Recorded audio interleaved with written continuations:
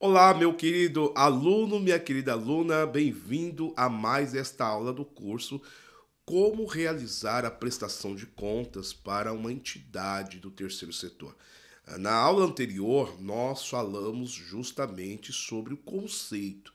Nós trouxemos para você, de forma bem sintética, porém bem completa, qual é o conceito de prestação de conta, por que existe uma prestação de conta e quais instituições, de acordo com a lei, precisa prestar essas contas.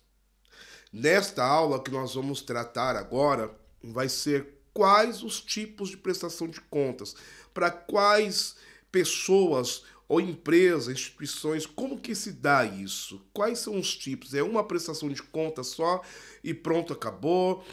Não precisa falar com todos os stakeholders acerca deste assunto. Stakeholder é essa palavra que significa, né, as partes interessadas. Quais são os stakeholders que precisam obter a informação da prestação de contas de uma organização da sociedade civil? Eu quero já aqui trazer para você, dividir aqui a tela do meu computador para nós começarmos esta aula. Vamos lá? Então, existem pelo menos três tipos, três formas de prestação de contas. Eu falo três tipos, três formas, ainda que os dados sejam o mesmo, mas eu particularmente indico todos os clientes da escola do terceiro setor, né, da Nogueira Consultoria Terceiro Setor, que façam um relatório diferenciado para cada uma das pessoas ou dos stakeholders interessados. Então a base informativa é a mesma, mas existe pelo menos três formas, três pessoas, tanto físicas quanto jurídicas, que você precisa prestar contas. Vamos lá.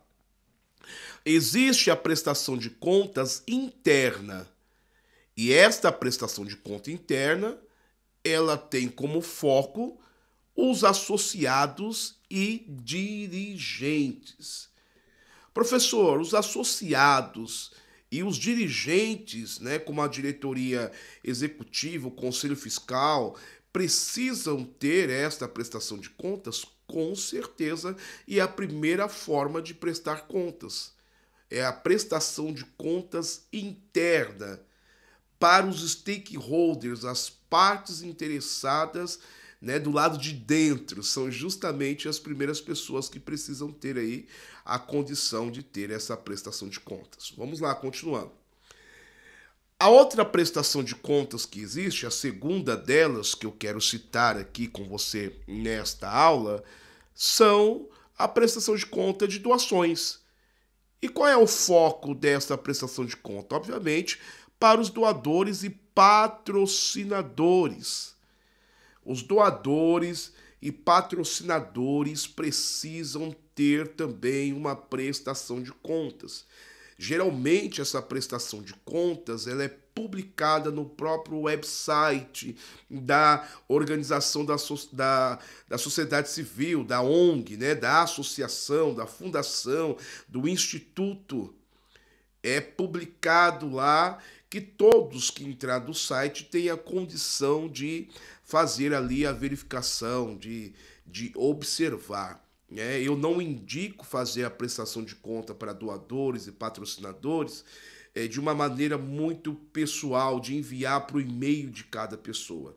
Não, você comunica a eles que de tempos em tempos, e você estipular qual é esse tempo, que vai estar descrito lá no Estatuto Social, tá ok? Que é a carta magna de todo o funcionamento da instituição. Então, os doadores, os patrocinadores sabem que de tempo em tempo vai estar lá.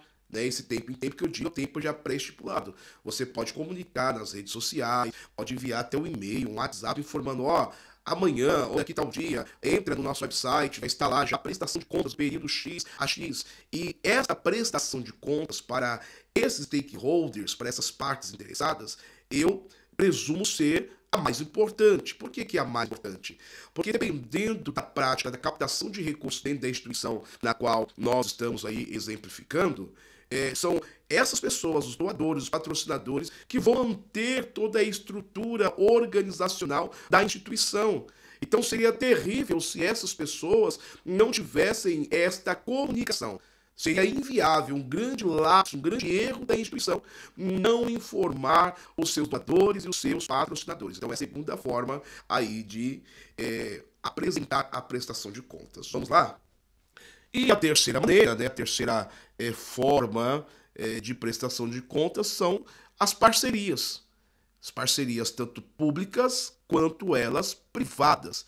Que geralmente essas parcerias, se for primordialmente públicas, elas já vão ter estipulado as suas regras, né? Terão regras estipuladas e dispositivos legais para a realização dessa prestação de contas. Então, se uma prestação de contas por uma parceria pública, dependendo da parceria, né, vai ter lá já estipulado toda a norma legal de como essa prestação de conta precisa acontecer e quais são as informações que precisa ter dentro dessa prestação de contas, porque dependendo para quem a instituição está prestando conta, algumas informações ou não é importante estar dentro de um relatório. Nós vamos falar sobre essas formas, quais são as documentações, quais são as informações que precisam ter dentro de uma prestação de contas, ok? Continuando aqui, a inconsistência de dados pode significar até mesmo a quebra de confiança e até o fim de uma organização a médio e longo prazo.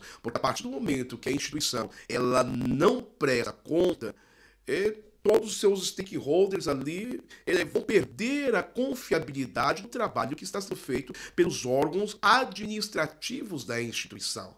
A saber, a diretoria executiva primordialmente sendo aí fiscalizado pelo Conselho Fiscal. Então você observa que a prestação de contas como uma ferramenta que leva à luz transparência a todos os atos da instituição, traz para os seus stakeholders confiança.